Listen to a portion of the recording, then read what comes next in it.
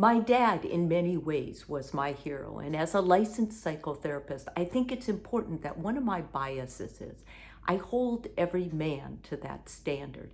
He was a loving husband to my mom. He was a loving dad to my siblings and I. There were 8 of us in the family. And every day he modeled strength. And I love that about him and about masculinity: physical strength, ability to be gentle, ability to be respectful, ability to verbalize what you're feeling. Yes, those things are all parts of masculinity. But we run into problems when we take other concepts of masculinity and make it normal for men, or we normalize it, or we expect it of men.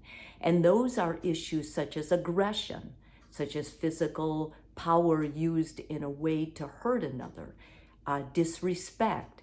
We make men man up and we don't allow them a space to be real. We don't allow them to feel. The only feelings they can have are anger and aggression. When we start normalizing men that way, we come into toxic masculinity, and that's a big problem. You may have been hearing more and more about it, especially since the Me Too movement and everything else. However, it's been around for a long time. And in the 1980s and 90s, it was all part of this second wave of feminism, which that would surprise me and may surprise you. It was a reactionary thing. And many times, things that come that are a movement of such aggression, such power, and often demise are due to a movement or a reaction to something else. I want to talk a little bit about how men grow up with this concept and why this is so important to men. It's not only important to men, it's important to women too, because both genders are affected when men are expected to act a certain way that says, okay, now you're a real man. That is a very harmful concept. Men are men. They don't have to do these divisive, disrespectful behaviors to be real men, in my mind or anybody's mind. And if you're a woman listening to this, it's very important that you do some self-reflection as well. So they may grow up in a home, first of all, that has a lot of toxic masculinity. If you grew up in a home where there was a batter and they were a father and they hit people and disrespected them, and that was your only role model, or worse, they left and then you had no role model, so you joined gangs, and part of being a gang was being a tough guy, a killer, a disrespectful person, a hater. This could happen, and this is what happens to many of our boys who later grow into men. Secondly, you may have been in a community where machoism was something prideful, to be aggressive, to be the man, to be stoic, to treat a woman like she was less than you. That's another alternative. And basically, these types of things that we instill in men are not only unrealistic, but they're harmful. And they're not only harmful to men, they're harmful to anybody that man tries to love, because he's not going to have success and it's going to be difficult for him. So however it is, if you feel like you have a lot of toxic masculinity, you're angry, you're prideful, you don't like women, you're disrespectful of them, they've put you in bad ways time after time again, and you realize you don't want to live this way, I first of all want to go through some signs, because I think being aware and being able to identify signs that you are this way are extremely important.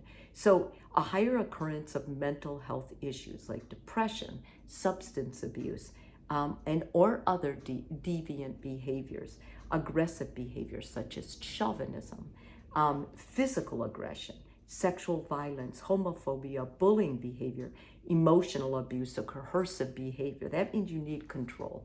And degrading toward women, sexually coercive, feeling that it's their right to treat women with disrespect and act superior.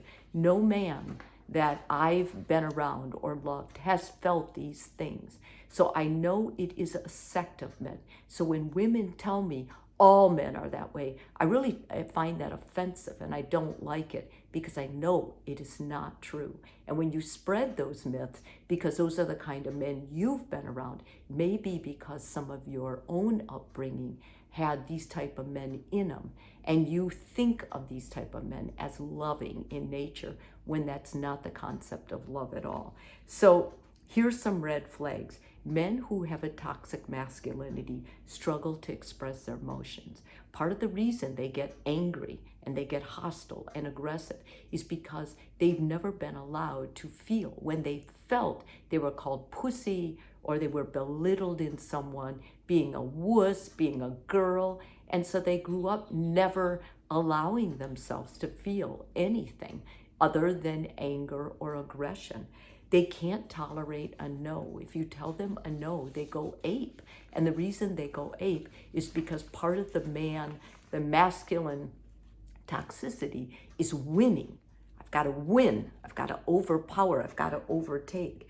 And not only that, but within toxic masculinity, there's a narcissism. And that narcissism is very clear whenever you do a personality test on all of them. And let's not forget, narcissists don't like to be told no because they're never wrong and they can't feel and they're not empathetic. So if you're saying something that makes them mad, they disregard you totally because they are superior in their own minds.